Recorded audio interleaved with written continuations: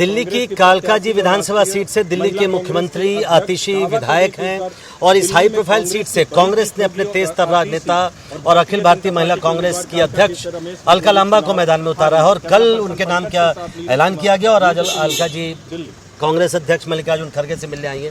क्या संदेश दिया अध्यक्ष जी ने? देखिए, हमारे बड़े हैं मल्लिकार्जुन खड़गे साहब, राष्ट्रीय अध्यक्ष हैं। आदेश किया उन्होंने मुझे कि वो चाहते हैं मैं चुनाव ये लड़ूं और मैं लड़ भी रही हूं, तो फर्ज बनता था सबसे पहले उनका आशीर्वाद लेने आऊं और उन्होंने जन विजयी, दिल्ली विजयी का आशीर्वाद मेरे सर पे हाथ रख कर दिया है। हिम्मत और ताकत मिल रही है, उनका मार्गदर्शन लेकर आगे बढ़ रही हूँ इस चुनावी जंग में और ये लड़ाई दिल्ली वालों की है। नहीं, जैसा मैंने शुरू में कहा, ये सबसे हाई प्रोफाइल सीट हो गई। अब तो मुख्यमंत्री से ज़्यादा आपको उनके खिलाफ उतारा गया है। क्या वजह मानती हैं और कैसे देखती हैं आप इस लड़ाई को? देखिए, आप मुख्यमंत्री कह रहे हैं पर अरविंद केजरीवाल जी ने टेम्परेरी मुख्यमंत्री कह रहे हैं। बात तो यहाँ से ही शुरू हो गई हमारी। आतिशी जी से सवाल पूछा जा रहा है, अरविंद केजरीवाल जी ने आपको टेम्परेरी कह के संविधान का अपमान किया, संवैधानिक पद का अपमान किया, उस पर बैठी एक महिला मुख्यमंत्री का अपमान किया है। आप बताइए, आप टेम्परेरी हैं? बोलिए, है ना? तो ये अपमान किया गया है। अब लड़ाई टेम्परेरी वर्सेस परमानेंट की आने वाली है। भाजपा को पहला मौका मिला 1993 में, 3 मुख्यमंत्री टेम्परेरी का खेल खेलते रहे लोग। पहले साप सिंह वर्मा जी, फिर मदन लाल खुराना जी, फिर सुषमा स्वराज जी आई और दिल्ली ने टेम्परेरी को बाय करते हुए परमानेंट 15 साल एक मुख्यमंत्री शीला दीक्षित जी के नेतृत्व में दिल्ली में काम होने शुरू हुए और दिल्ली की दशा बदली। उसके बाद फिर टेम्परेरी का खेल इन्होंने देखा शुरू कर दिया। अरविंद केजरीवाल जी शराब नीति के भ्रष्टाचार में जेल जाते हैं, कोर्ट उनके फाइल साइन करने में, उन्हें मीटिंगें बुलाने पर सरकारी पाबंदी लगाती है और उनको इस्तीफा देना पड़ता है और जो मुख्यमंत्री बैठाई वो कह रहे हैं वो टेम्परेरी है।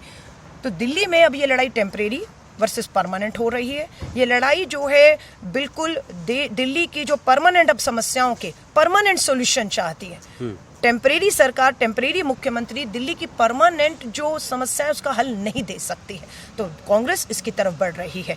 बीजेपी ने आज रमेश बिधूड़ी को उतारा है, वो उनका ही मेरे ख्याल से लोकसभा क्षेत्र भी रहा है, तो अब तो त्रिकोणीय और बहुत मजबूत लड़ाई हो गई। कैसे देखती हैं आप रमेश बिधूड़ी के मैदान में आने? देखिए, रमेश बिधूड़ी जी की जो भाषा रही है आपने संसद में भी सुनी, उसके बाहर भी सुनी है। 10 साल कोई सांसद रहा हो, क्या कारण था उनकी टिकट आपको काटनी पड़ी, है ना? क्या कारण था? क्यों? उनकी भाषा, उनका काम, उनके तौर तरीके से लोगों में, कालकाजी में भी बहुत गुस्सा और रोष था। भाजपा को समझ आया, टिकट काट दी। आज उन्हें फिर भेज रहे हैं, है ना? उनका स्वागत है। लेकिन दिल्ली कालकाजी की जो महिलाएं हैं या जिनके घर में भी माँ बहन बेटियां हैं, उनकी भाषा, उनका हर चीज़ को देख के मुझे नहीं लगता वो कहीं पे भी हमारी इस लड़ाई या टक्कर में है। ये मुकाबला सीधा जो है हमारा जो है, नो डाउट बीजेपी और आम आदमी, शासन प्रशासन मिलकर काम करना था। 10 साल लड़ते रहे। भाजपा और आम आदमी को मिलकर काम करना था, आपस में लड़ते रहे और दिल्ली पिसती रही।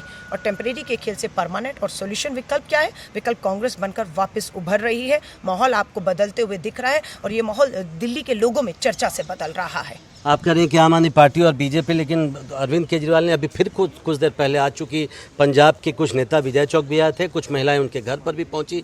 वो कह रहे हैं कि ये तो बीजेपी और कांग्रेस की महिलाएं हैं और वो गठबंधन का ऐलान होना चाहिए दोनों का, तो वो तो आपके और बीजेपी के बीच गठबंधन बता रहे हैं। देखिए, दुर्भाग्य है कि अरविंद केजरीवाल जी को स्वीकारना चाहिए सच्चाई कि आपने जो वायदा पंजाब की हमारी बहनों से किया उसे नहीं पूरा कर रहे और आज जो पंजाब की बहनें दिल्ली में आपके दरवाजे पर आकर आपसे अपने अधिकार जो वायदा है किया उसको निभाने को कहती है, तो आप कहते हैं ये पंजाब से आई बहनें ये भाजपा की है या कांग्रेस की है ना? सच्चाई है अरविंद केजरीवाल जी, आपको चुनौती दे रही हूँ। बुलाइए पंजाब की बहनों को यहाँ पर, बुलाइए अपने बैंक खातों की पासबुक लेकर आ जाएं।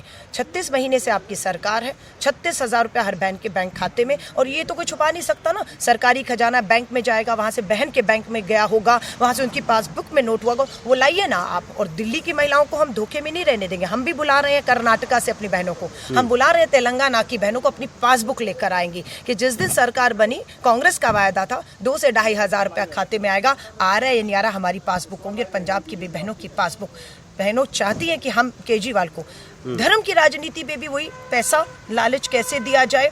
पहले बोला कि इमाम नाराज हैं, माइनॉरिटी वोट नहीं आ रहा, इमामों की तनख्वाहें घोषणा कर दी, तब मंदिर के पुजारी, गुरुद्वारों के पंथी याद नहीं आए और आज वही इमाम इनके घर के बाहर खड़े। अरविंद केजरीवाल जी 17 महीने की तनख्वाह नहीं है। मुझे पूरी उम्मीद है गुरुद्वारों के पंथी और मंदिरों के पुजारी भी देख रहे होंगे। इवन कि मेरे यहाँ तो चर्च भी एक आती है, वहाँ के पादरी ने कहा कि अरविंद केजरीवाल जी ये तो अन्याय कर रहे हैं, हम भी हैं उसमें, गिरजा घरों को पादरियों को क्यों छोड़ दिया। तो शायद उन्होंने कहा हमारा वोट कम होगा, जो इनको फायदा नुकसान कुछ नहीं कर सकते। दो सवाल और, कैसे मान गई आप? पहले ये खबर आई कि अलका जी नहीं चाहती वहाँ से चुनाव लड़ना, क्या हुआ कि आप मान गई? और एक सवाल का और जवाब दे दीजिए कि पिछले 2 चुनाव को देखें, बल्कि 2-3 चुनाव को, कांग्रेस का जो वोट प्रतिशत है वो तो काफ़ी कम गया, 0 सीट 2 चुनाव में आई। तो उससे आपको लगता है कि कांग्रेस उस लेवल पे आ पाएगी कि एक सीरियस चुनौती दे पाए आम आदमी पार्टी को?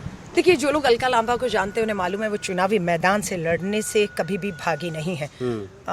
19 साल की थी, दिल्ली विश्वविद्यालय छात्र संगठन का चुनाव पहला लड़ा, जीती, और उस पर 4 विधानसभा लड़ चुकी हूँ। ये मेरा जो है ऑलमोस्ट 5वां चुनाव होने वाला है। कभी नहीं डरी। लेकिन हाँ, इस बार संगठन की बहुत बड़ी मेरे कंधों पर जिम्मेदारी। पार्टी ने, महिला कांग्रेस की राष्ट्रीय अध्यक्ष हूँ, कांग्रेस वर्किंग कमेटी में हूँ, देश के 28 राज्य घूमी, आधी आबादी को ताकत दे रही थी। मुझे थोड़ा सा लग रहा था कि मैं संगठन के लिए काम करूँ। 70 सीटों पर मजबूती से लड़ेगा तो संगठन को उसमें बहुत बड़ा रोल है। पर अध्यक्ष जी ने, राहुल गांधी जी ने कहा 1 महीने की बात है, हमें पता है तुम ये काम दोनों कर सकती हो, संगठन भी और कालका जी की जिम्मेदारी है। जब शीर्ष नेतृत्व ने आप पे विश्वास जता दिया तो फिर मतलब ही नहीं था मैं डावाडोल हूँ। मेरा विश्वास और मजबूत हुआ और मैंने स्वीकारा कि ठीक है, मैं इस चुनौती को स्वीकार करने को तैयार हूँ। कालका जी से पूरी दिल्ली की मैं इस लड़ाई को जो है वो लड़ूंगी। और जैसा दूसरा सवाल, कांग्रेस कैसे आपको लगता है कि वहाँ से उभर पाए, उतना ऊपर उठ पाएगी कि एक सीरियस चैलेंज आम आदमी पार्टी के लिए हो? देखिए, बदलाव प्रकृति का नियम है। हम लोगों ने राज किया दिल्ली और केंद्र में, लेकिन एक स्वाभाविक बदलाव आया जिसको हमने स्वीकार किया, जो होना भी है, कुदरत का नियम है। अभी हम राज किया, अब हम बदलाव में 0 पर खड़े हैं। पर वो एक गीत याद आता है, 0 दिया मेरे भारत ने। चांद की दूरी का अंदाजा लगाना मुश्किल है। मनोज कुमार जी का ये गीत मेरा बहुत प्रिय है। यही है, 0 पे है, मालूम है, सच्चाई है, लेकिन चांद की दूरी, उस जीत का आप अंदाजा नहीं लगा पा रहे हैं। दिल्ली बदलाव चाहती है और कांग्रेस जीत दर्ज करने जा रही है। बहुत बहुत शुक्रिया हमसे बात करने के लिए। तो कांग्रेस जीत दर्ज करने जा रही है और दिल्ली की जनता बदलाव चाहती है, और इसी बात को लेकर अलका लांबा ने आज कांग्रेस अध्यक्ष मल्लिकार्जुन खड़गे से मुलाकात की, जिनका घर मेरे पीछे है। और अब कालका जी से जो चुनाव है वो त्रिकोणीय हो गया है। भाजपा की तरफ से रमेश बिधूड़ी का नाम ऐलान किया गया है और पहले से वहाँ जो दिल्ली के मुख्यमंत्री हैं आतिशी, वो वहाँ से विधायक हैं। तो त्रिकोणीय मुकाबला है और ज़बरदस्त मुकाबला होने वाला है। नई दिल्ली से कैमरामैन रोहित के साथ प्रशांत, NDTV इंडिया।